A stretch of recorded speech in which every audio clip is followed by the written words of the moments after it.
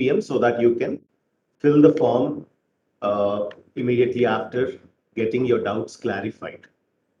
So what I'll do here in this meeting is I'll make you go through the form and make you understand what is there in that.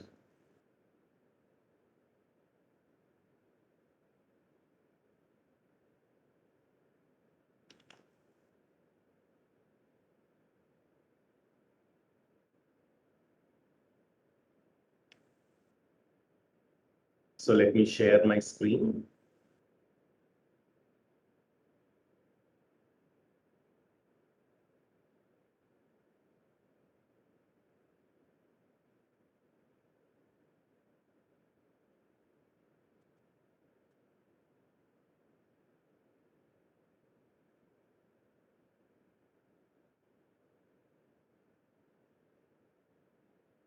Right. I hope my screen is now visible to you all. So let us quickly go through each and every point. So it is extremely important you read this whole thing before you fill anything in this form. And you don't have to rush to fill the form because there is nothing like a first come, first serve here. So you take your time, make sure you read every line and then fill the form. So first thing is you need to understand what mode of study is. In CSC, most of the courses have different modes of study. They come with different credits. They come with different evaluation components. So each course has multiple modes of study. So you can study a specific course in different ways. That is the flexibility we offer to students in the department. As an example, you can pick any of your core courses, let us say database management systems, and then you can decide to study database management systems in different modes of study. What are all the different modes of study? Any course will have at most two different syllabus. One is the regular syllabus, the other is the advanced syllabus. So if you take DBMS, you will see DBMS regular and DBMS advanced. What is the difference between them? The advanced course has slightly more content. So you need to read slightly more content. This doesn't mean you need to study in depth. No. This only means that you need to study few more topics. That is the reason why any advanced course will have additional credits. You have one lecture hour more and 2 lab hours more. That is what an advanced course is. So there is regular, there is advanced. In each of these, you can either study in a guided way, that means by attending classes, or you can do an independent learning, which we also call as self-learning. So if you pick DBMS as a regular course, then you can either choose to go into classroom and study, or you can choose to learn it independently. Now, whenever we say learn independently, it doesn't mean we don't permit you to the class. All that we mean is we don't consider your attendance, but you can still be in the class and still prefer to not attend some of the classes, attend only those classes which you think they are tough for you, but still take every evaluation. Similarly, the advanced syllabus, you have both the variants, guided as well as self-learning. So when you say guided, you'll have to be in the class, your attendance is marked. Now, students who are used to classroom teaching, they must ensure they pick guided only. Otherwise, initially they feel that, oh, if I'm a self-learner, then I don't have to attend classes, but they'll realize that not attending classes, they are not able to cope up with the exams. And also self-learning is only given to specific set of people. It is not given to everyone. Though you have a choice to pick guided or self-learning mode, Self-learning is only confirmed by the department. You can't directly choose it yourself. Once you make a choice, it will reach to us. We will verify your CGPA, and based on that, we will approve it. So only when you're approved of self-learning, that's when you can take self-learning. And the rules for approval of self-learning have already been mentioned, right? If you have more than 9 CGPA, you get a chance to self-learn 3 courses.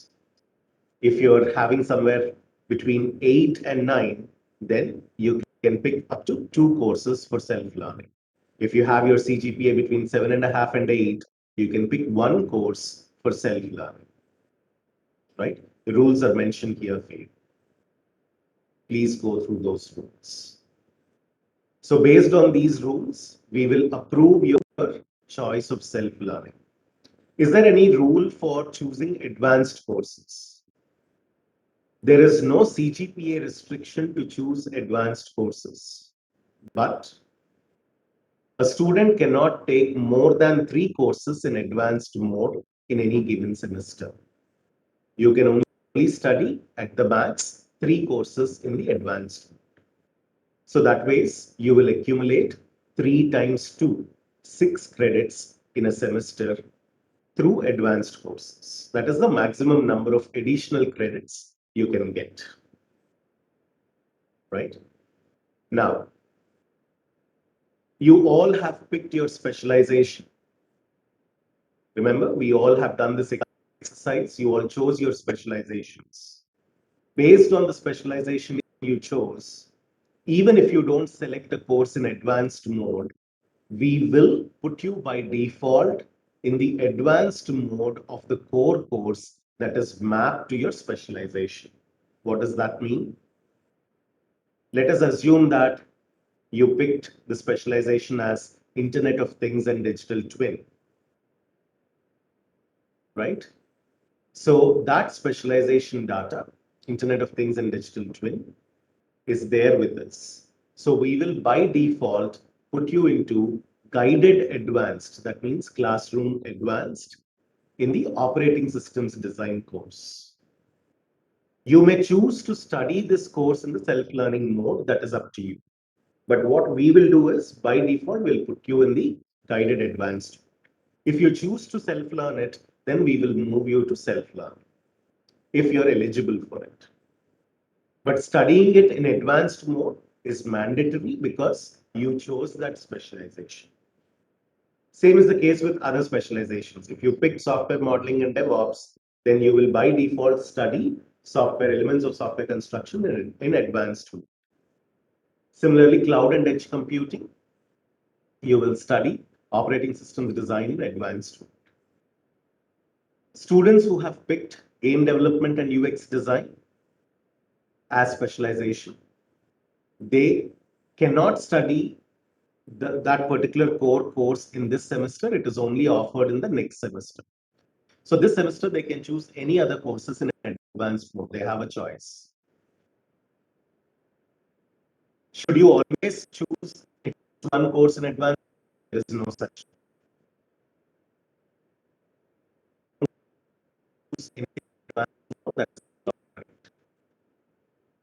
Students for UX design to study in advanced mode is offered in the next semester, not in this semester.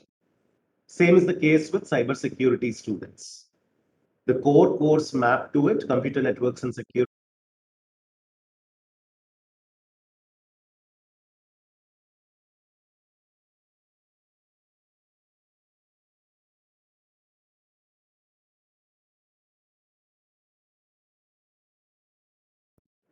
Right? So here we have given you 2 links. One link talks about the courses that you have in the current semester, who are handling those courses, what is the timetable template looking like, and which faculty is handling which section. And there is one more link which gives you the syllabus, the evaluation components, the textbooks for all the courses that you would study in the upcoming semester. So these 2 are very important documents. I will open them a little later and show you what it contains. So let's go into each and every question in detail.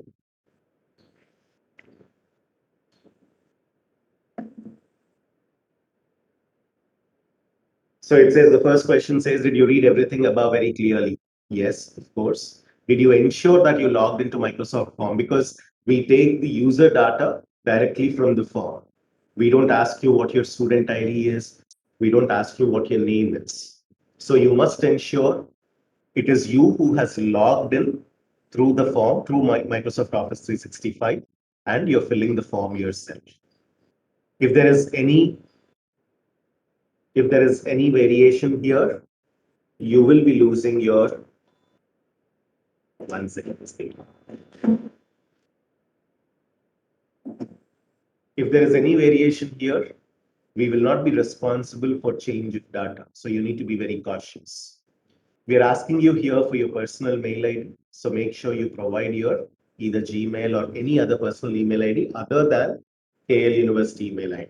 Now, the reason why we take this is just for our records.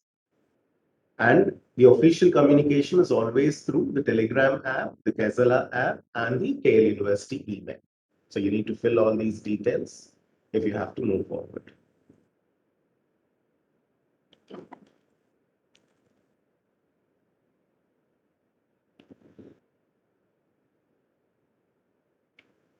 Now here the rules for taking advanced courses are given again. So please make sure you go through it. So you can take only 3 courses in advanced mode. So you get only a maximum of 6 credits in a semester in addition to the regular credits. So only after you read this entire thing, you need to click on yes. Here it speaks about peer mentor selection.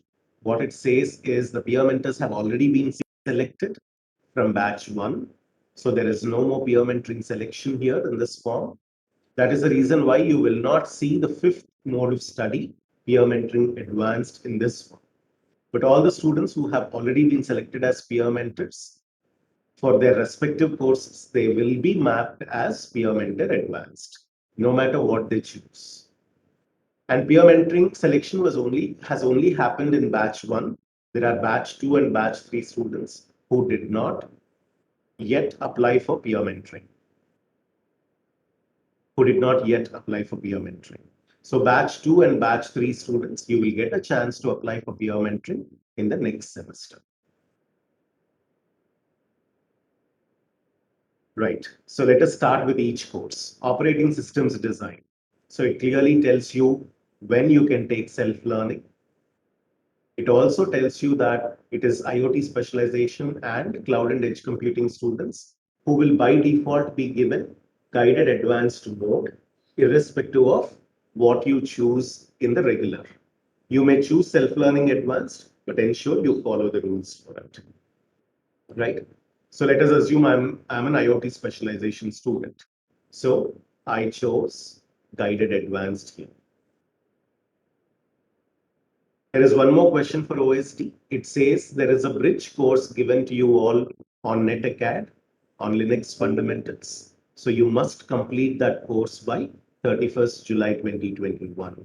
And this holds true for all batch students. It's a small course. Make sure you read it thoroughly. Make sure you learn it thoroughly because this is very much important for operating systems design. So the question says, did you understand that you need to complete this by 31st July? Yes. And remember, bridge courses are part of your academic structure. If you fail to complete by 31st July, it will be as a backlog in your records. So please make sure you're completing it. And when I say complete it, don't do it just for the sake of it. Do it thoroughly so that it helps you. When you're in second year, every little thing that you do, every small activity you do, every small thing that you read, it is most important because they're all part of your core learning. And unlike other colleges, various colleges show that you can read few courses, you can skip few courses, you can take easy some courses. This kind of a conception is there in other colleges. But here for you, only whatever is required is kept in the syllabus. Everything else which is not required is not. not part of your academic structure. So if something is part of your academic structure, you must take it seriously. All right. So click on this yes, move to the next one. ESC. ESC is mandatory to be chosen as advanced mode for students who are taking software modeling and DevOps. But then as an example, I was choosing IoT specialization. So I already chose my operating systems course in the advanced. If I were a student who belongs to software modeling and DevOps specialization, then I would choose that either in the guided advanced mode or in the self-learning advanced mode. But if I have to choose it to be self-learning advanced mode, I need to follow these rules. If I don't obey these rules, then I will not be given self-learning advanced mode, even if I choose it. I will be changed it to guided advanced mode. Okay.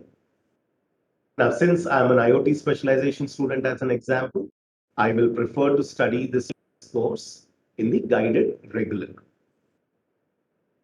DBMS, Database Management Systems.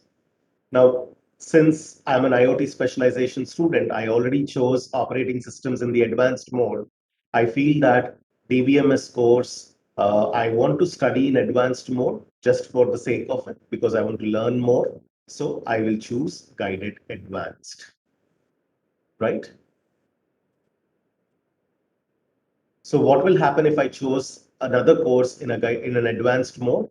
I will get 2 additional credits. What is the benefit of getting 2 additional credits? If I really perform well in my exams, if I get a good grade, like an O grade or an A plus grade, my CGPA has a strong impact on it. That's because I have 2 additional credits for this course. But there is also a problem. The problem is if I score less, if I get a lower grade, since it has got more credits, my CGPA will fall down. So I need to be cautious that if I'm choosing an advanced course, I must choose it in such a way that I perform well in that course. And that makes sense. No one has to tell you this separately, but I'm still saying it. If you chose the course to be in advanced mode, make sure you're studying thoroughly, make sure you're focusing on your grades thoroughly. Right. So guided, I'll choose this to be in guided advanced. Mathematical programming.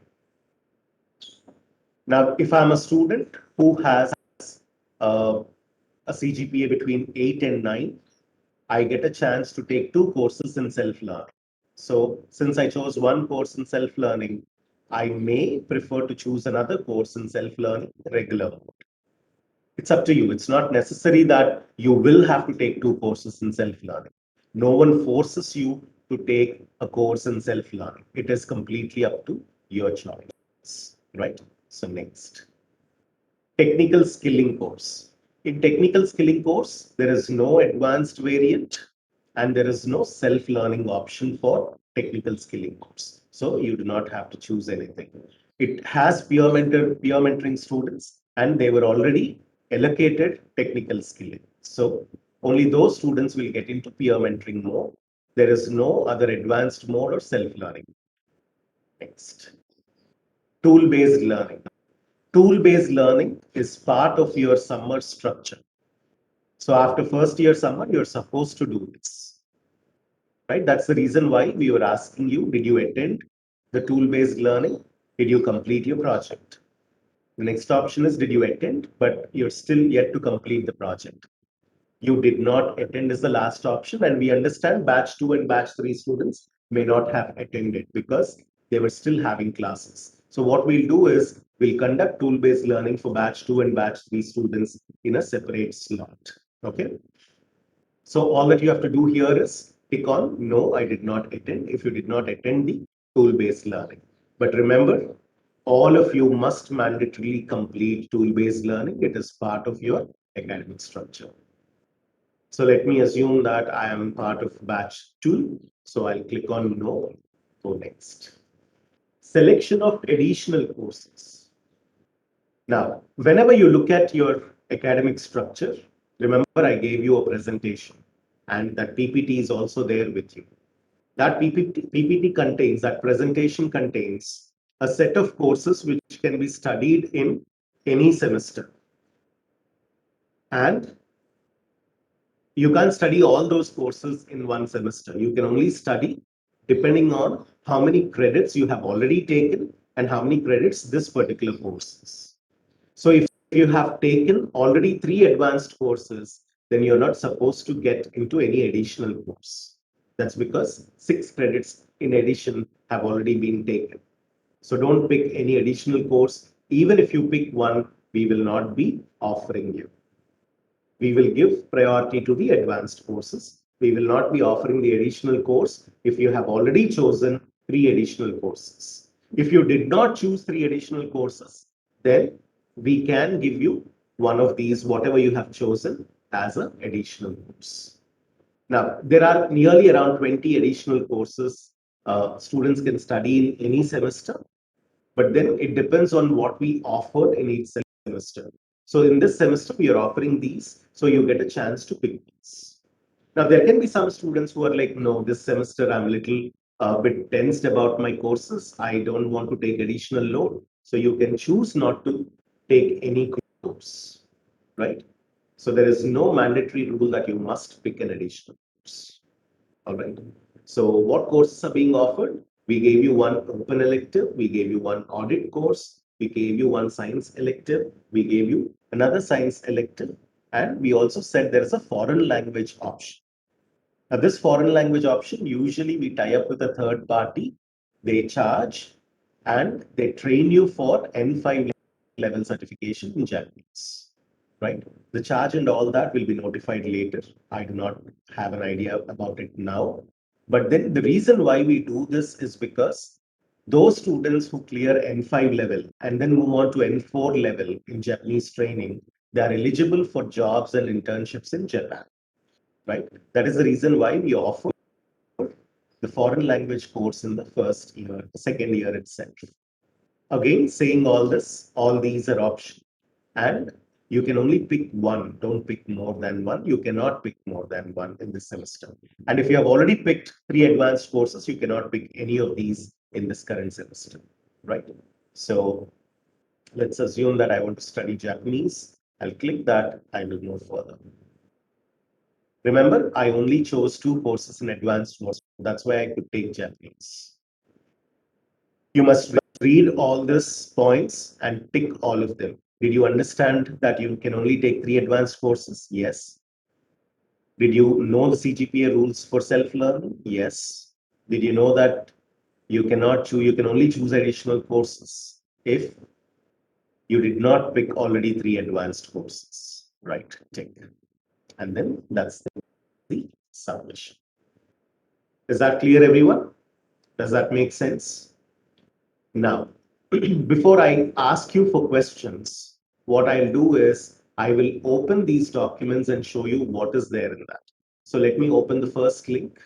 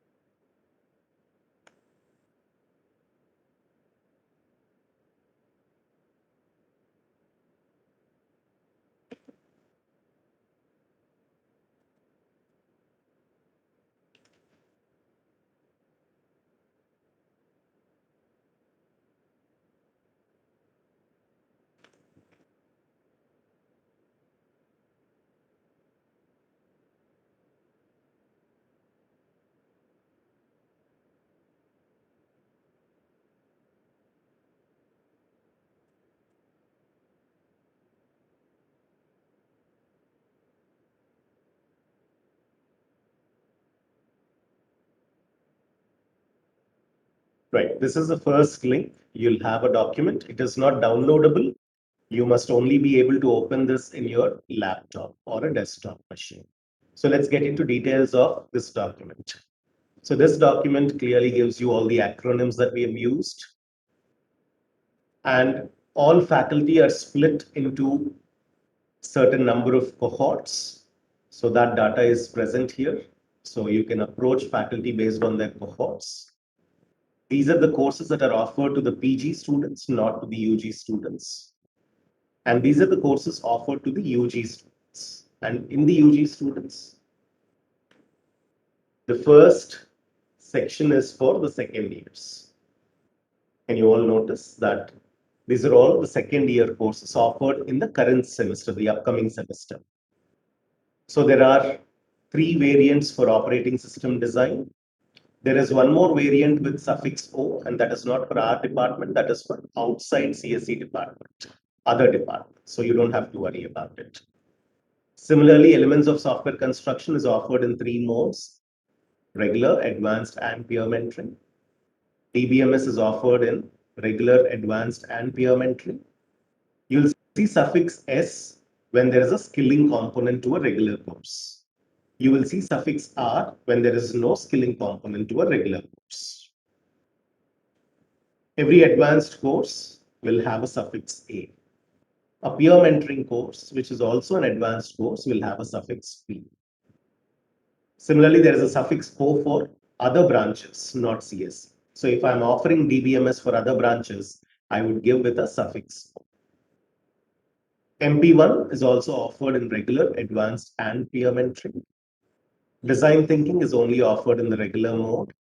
Professional communication skills is offered in the regular mode. Technical skilling is offered in the regular mode with skilling and for peer mentors. It is not offered for advanced students. So advanced, there is no advanced mode in technical skilling. Whatever is there for regular students is what everyone has to study. So these are the courses for second year. But if you scroll this page, you will notice that there are courses for third year, that is your seniors. There are courses for your super seniors, which is the fourth year, but there are a set of courses which anyone can study. So in the current semester, we are offering open elective 1, we are offering a management elective, we are offering a foreign language, we are offering few audit courses, and we are offering a science elective. And along with that, there is a sports certificate. Now remember, I spoke to you about the graduation requirements. In the graduation requirements, there are 5 value-added courses that you need to complete as part of your graduation.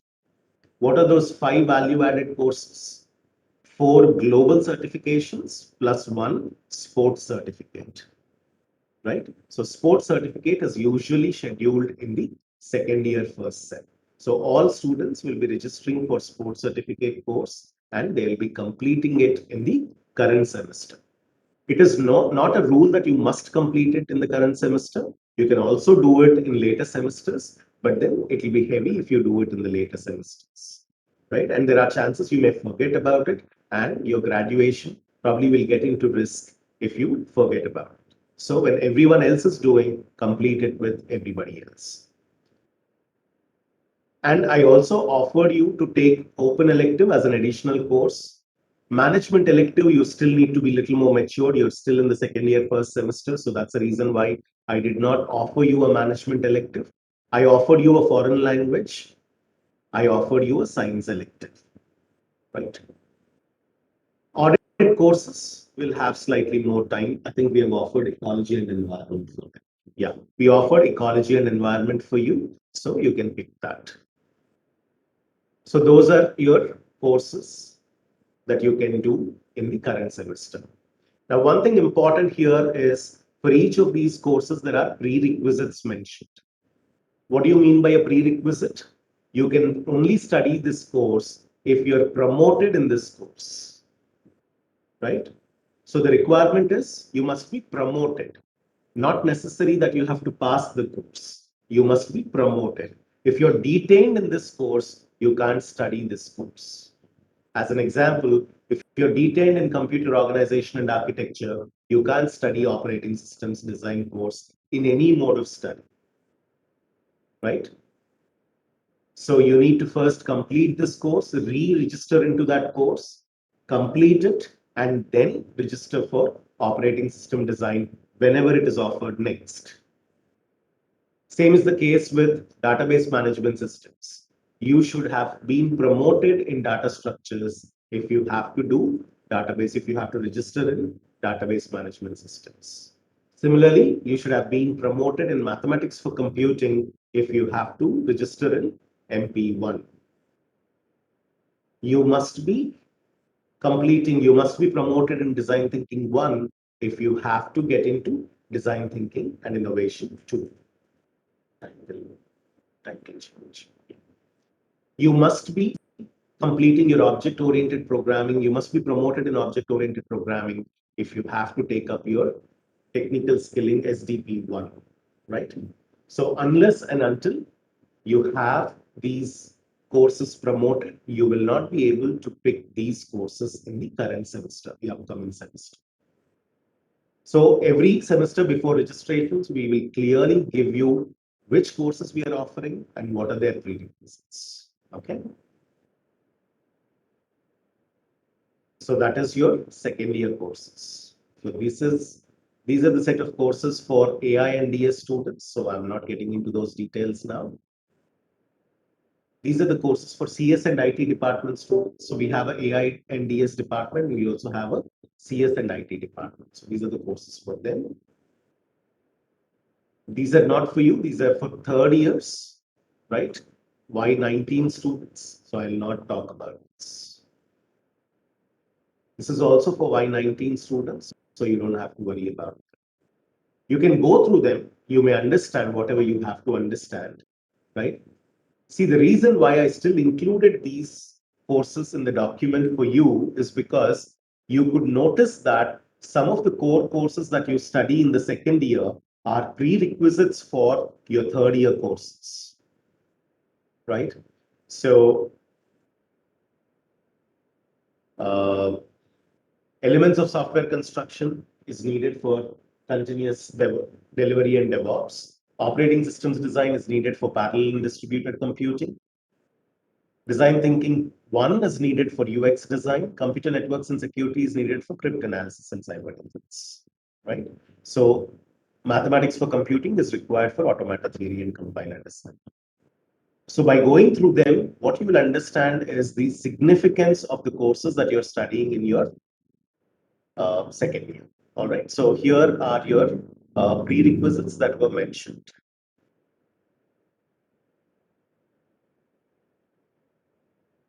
These are the courses that you can study in any year.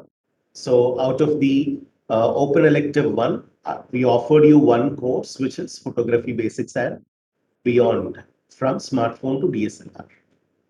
So that is the only open elective that is offered to you in this semester. Next semester, we'll be offering few more courses. Foreign language, we offered you Japanese, and we also offered you a science elective, quantum physics for engineers. Okay. And we also gave you an audit course, ecology and environment. So when a course has a suffix of M, that means it's a purely MOOCs based course. So it is studied through MOOCs. And the MOOCs that we have is, we recommend two MOOCs. One is Coursera, the other is LinkedIn Learning. And these two are very significant, internationally renowned MOOCs.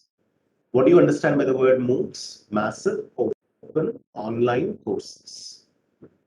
These are very internationally renowned, taught by some of the finest industries, some of the finest people, some of the finest professors in the world from various internationally reputed universities. So that will add immense value to your resumes when you complete your courses from those MOOCs. So every course of yours has a certain weightage for the MOOCs course. So you must study the MOOCs course and you need to complete that MOOCs course, right? And there is nearly 20 to 25% weightage in every course for these MOOCs courses. What benefit do you get when you do that? The benefit is you will be getting those certificates from various universities along with Coursera and along with LinkedIn. And these certificates can be uploaded in your resume, can be uploaded in your LinkedIn, right? They immensely add value to your resume, to your profile. Okay. So every student will be going through courses from Coursera and LinkedIn Learn.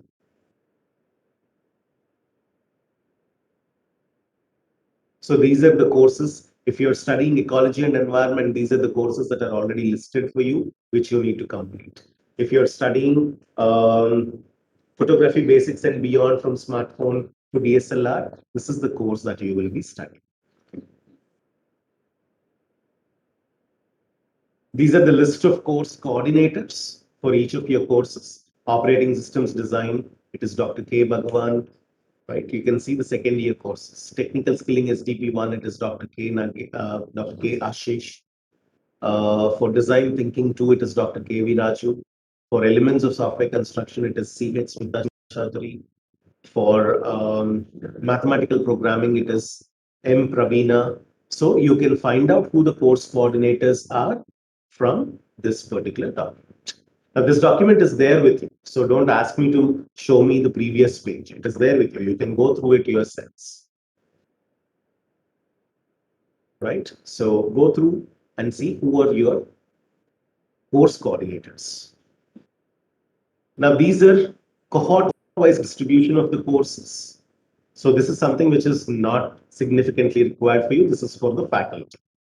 Now, what is important for you to go through is this page, page number 22 onwards. From page number 22 onwards, we have given you section-wise allocation of faculty. So DBMS section 1 is taken care by Dr. Y. Prashant. DBMS section 2 is taken care by Mr. Dhirendra Sudhavi. Section 3 is taken care by Dr. K. Subramanian, right? Now, you will observe that there are totally 3 clusters for second year students. So Y20 students are all divided into 3 clusters. There are sections S1 to S8 in cluster 1, S9 to S16 in cluster 2, S17 to S24 in cluster 3. Now, how do you choose your registrations? How do you choose your sections?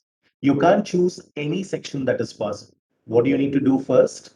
You must first, when you go to registrations, you must first select your cluster. And in that cluster, you can choose any section that you wish to. But there is a little catch. We will put aside some sections for advanced students in every cluster. As an example, I can say cluster 1 OSD sections are these. Cluster 1 OSD advanced sections are these. Cluster 1 DBMS advanced sections are these. Cluster 1 elements of software construction advanced sections are these. So we will put aside some sections for the advanced learners. So advanced learners will have to pick only from those sections. Regular students will have to pick only from the other sections.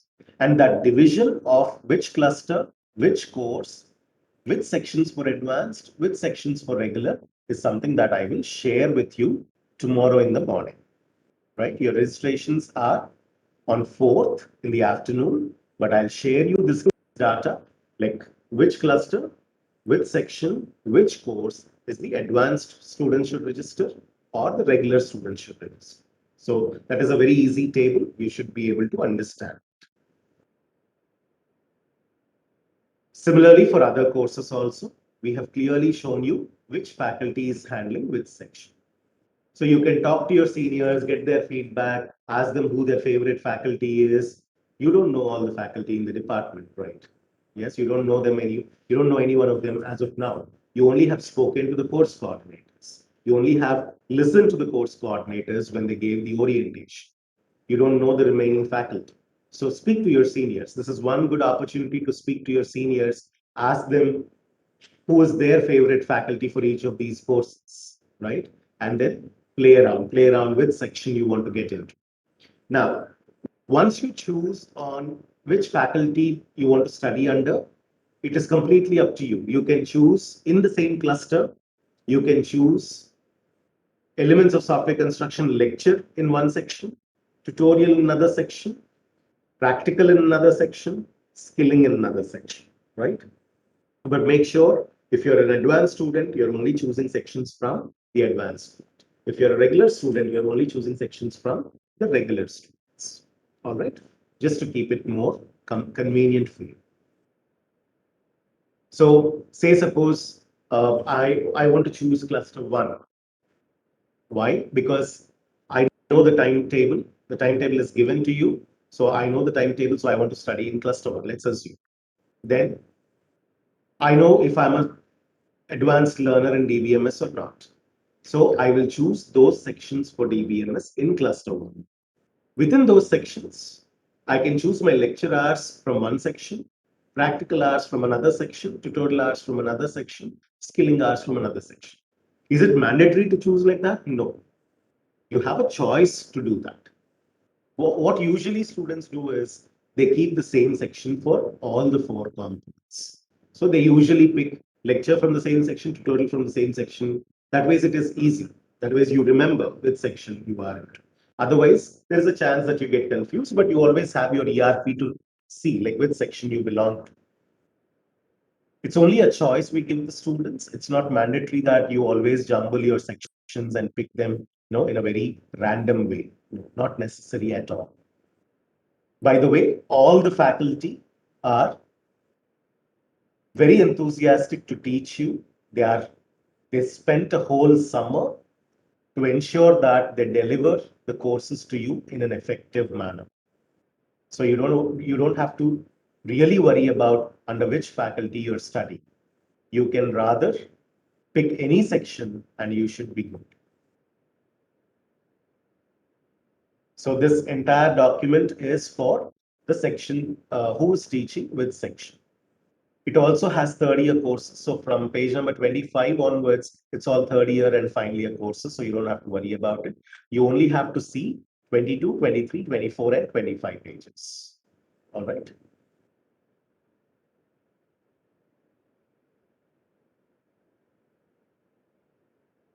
Now, the most important part of the document is the timetable template. Now, due to pandemic, I can't assure that the timetable template will remain the same throughout the semester. I'll try to keep it as much as possible to this template, right? But you never know. Sometimes we might have a situation where we are forced to change the template, and we'll keep you posted on that. We'll keep you posted with all the changes. But you should also understand that that is possible. And it is important that you constantly go through the messages in the Telegram group to ensure that you're up to date with any timetable changes. Now, this is the day: Monday, Tuesday, Wednesday, Thursday, Friday, Saturday. No classes on Sunday, unless and until it's very much required. The reason why I say it is very much required is because this is all the pandemic time. So sometimes if we have to wind up your courses fast, that's because probably there is another lockdown in October or another lockdown coming up in end of September, then we might have to speed up the way we teach you the courses. So in such cases, we might have to also accommodate classes on Sundays, right? So that's just to keep you mentally prepared for Sunday classwork wherever it is needed. Otherwise, as per timetable, there are no Sunday classes as of now. In each day, you could see second year. This is a year. Second year has got three clusters. If you observe, cluster one on Monday has completely break. So there are no classes for cluster one. Cluster two has classes from 9 o'clock to 5 o'clock in the evening. Cluster 3 has classes from 1:30 to 8:40 in the evening. Cluster 3 is a cluster which has classes on all days from 1:30 to 8:40. We recommend this cluster only for those students who are in hostel, who stay close by, and who can come to the university without the help of public transportation. I don't recommend it to any students who are staying far. Don't come to college on bikes. Second year students are not permitted to come to college on bikes. Right? Yes. And girls, only if you're staying on the campus in the hostel, then choose cluster 3. Otherwise, for all the students who think that they study late in the night, they wake up a little late, cluster 3 is probably a good option. Okay. So cluster 3 is in the afternoons. Similarly, The others are all third year and final year. So Tuesday, cluster 1, second year, cluster 1. You will see that cluster 1 starts at 7 o'clock, 7:20 in the morning itself, right? It starts at 7:20 in the morning itself. From 7:20, you wind up at 12:40. Though it is given here as 7, the actual classwork start time is 7:20 when you're physically here, right? So you start at 7:20 and you wind up at 12:40. Cluster 2, you have a class 9 to 5. Cluster 3, it's a break day. So did you now understand how to go through the timetable? But remember, there are some classes, even if you're coming to college at 7 o'clock in the morning and leaving at 12:40, you might have a class late in the night at 7 to 8:40, which is your DTI2. DTI2, we usually bring faculty from the industry. The Violinex team comes down to teach you design thinking and innovation course. So they usually do it late in the evenings, right? So that is the reason why your DTI classes are scheduled late in the evening. All right. So I want you to go through this timetable and try to understand, try to pick which cluster you want to get into. And if a cluster is full or a section is full, there is no way we can make changes. So don't get back to us saying that I want to study in only that specific section. If that section is available, you can choose it yourself. If that section is not available, there is nothing I can do. I can't pick one person, put them into another section. I don't have a right to do that. Neither any faculty have the right to do that, right? So whatever is available, you can pick choices from what is available, okay? And when registration, faculty will be there with you online in Microsoft Teams. Registrations will happen on Microsoft Teams. You will connect with your counselor in Microsoft Teams. Your counselor will tell you how to do that. You will connect with your counselor on Microsoft Teams in the allocated time slot that is given to you. You cannot connect to your faculty earlier than that. Even if you connect, they won't register you. They will only register you based on your token number and based on the time slot that is given to you. You already have received an email from the registrar regarding those token numbers and the time slot. So they will register faculty, your counselor will register you only based on your token number and the time slot. And they will guide you through the registration process. They will not do the registration for you. You are the ones who have to register for all the courses. Don't rush. Check every component. Ensure you chose the lectures, you chose the practical hours, you chose the tutorial hours. Ensure you choose all of these properly and then submit your registration. Once you submit your registration, you should be able to see your timetable, which room, who's the teacher, and all those details. They're all available on ERP. So any changes to the timetable, they'll also reflect in your ERP and we'll also post it in your Telegram group. Now, here in this template, some days are shown as on campus, some days are shown as online. But then as of now, till we inform, the classwork will commence on 7th of this month and it will be online till we inform. Because as of now, Krishna district is still under the curfew. So we are not calling students as of now to the campus. It will start in the online mode, and as and when there is little lenience given for the curfew, then we will call you all back to the university. When we call you all back to the university, since we have to follow the COVID norms, we will go in a blended mode. And this timetable shows you the blended mode also, right? So if it is blended mode, then you'll follow those on-campus online stuff. If it is completely online, whatever is the timetable, it will run exactly in the online mode as it is. All right. So that's the template. There are a lot of global certifications that were listed for you. So this is for all the students who are interested. I'll talk more about global certifications as we move forward. There are a list of global platforms where you can work on various challenges. So I'll talk about this more in detail at a later stage. Okay. All right. So now it's time for questions. I'll take around 10 to 15 questions, not more than that. Now, a lot of students were asking me uh, that they want to submit the form again. Don't worry about it. Whatever you have submitted is good. Don't panic, right?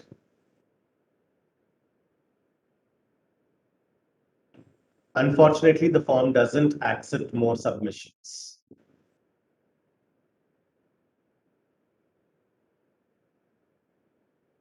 You're supposed to read through the form and then fill it, right? You can't listen to me and then say that I want to fill it again. Now, one of the students is asking, sir, why only Japanese? No, there is not just Japanese. There are quite a few languages, foreign languages we offer.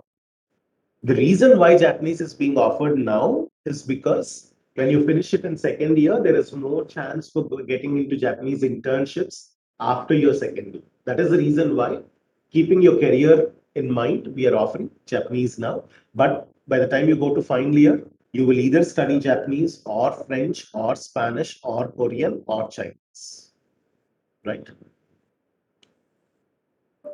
There are nearly around 6 foreign languages that we offer. Some of them in online, some of them on campus, some of them through third party. Japanese is through third party.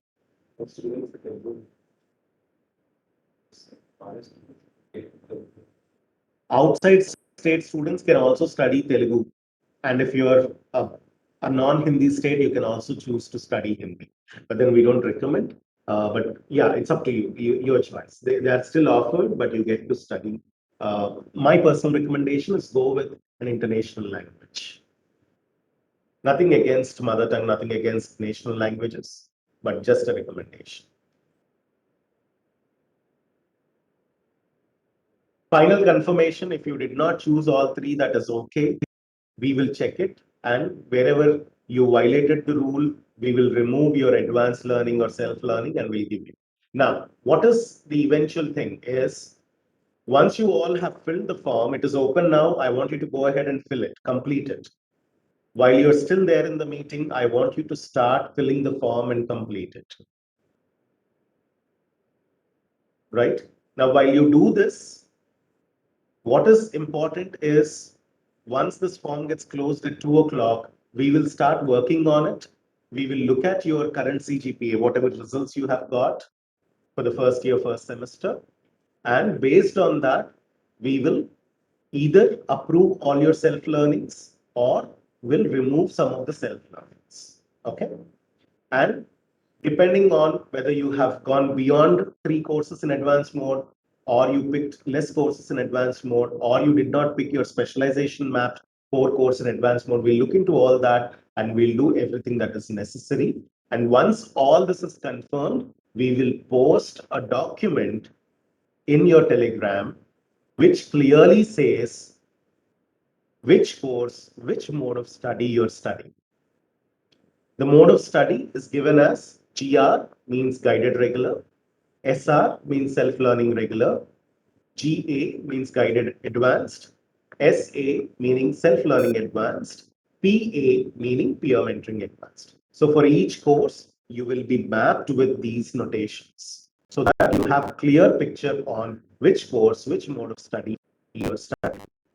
In that document, we'll also list what are the additional courses you're studying. In that document, we'll also list anything excess that has to be given to you. We'll also map your specialization in that document that you have already chosen. Okay.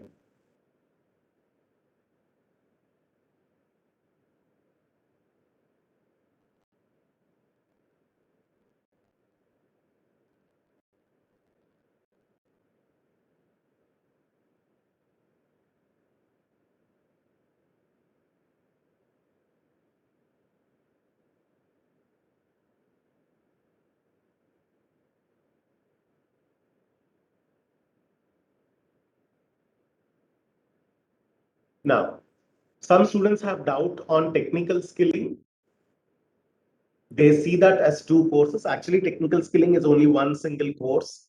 Part of it is advanced Java, part of it is main stack web development. So put together is one single course. So if you're studying technical skilling SDP1, it means you're studying both advanced Java and MSWD.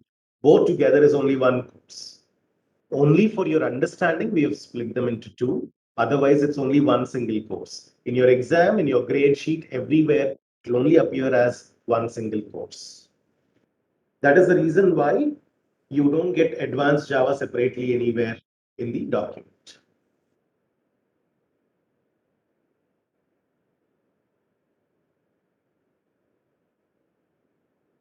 One more student says, I did not attempt one cement exams due to personal issues.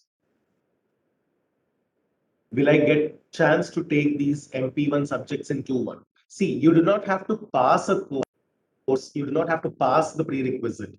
You only have to be promoted in the prerequisite. What do you mean by promotion? Before you go to the final exam, the university will tell you whether you are promoted or detained in a course. So it is sufficient if you are promoted in a course for you to take its next level course. Say, suppose the next level course has this as prerequisite, you should be promoted in this. You do not have to pass this. When you pass, you'll get a grade. That's how your CGPA will improve. But when you get promoted, you are eligible to take the NSEM exam. When you take the NSEM exam, you get a grade. And if that grade is a pass grade or above, you will get grade points. When you get grade points, you get CG. So this is the whole cycle.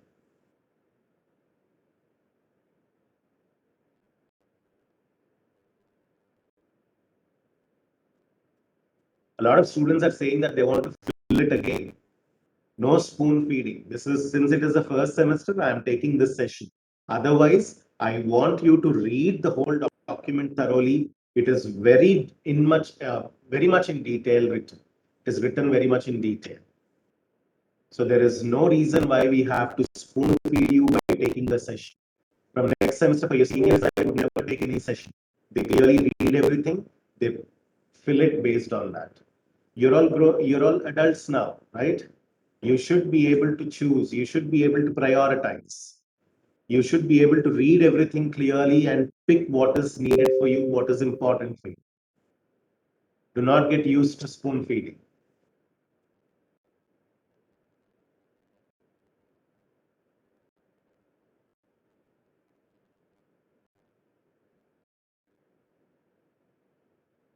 The form is still open. I want every one of you to complete filling that form before we close it.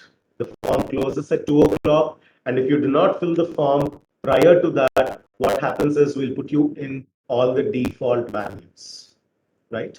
We'll look at your specialization, put you in guided advanced. Every other course you will be in guided regular. You will not be given any additional courses.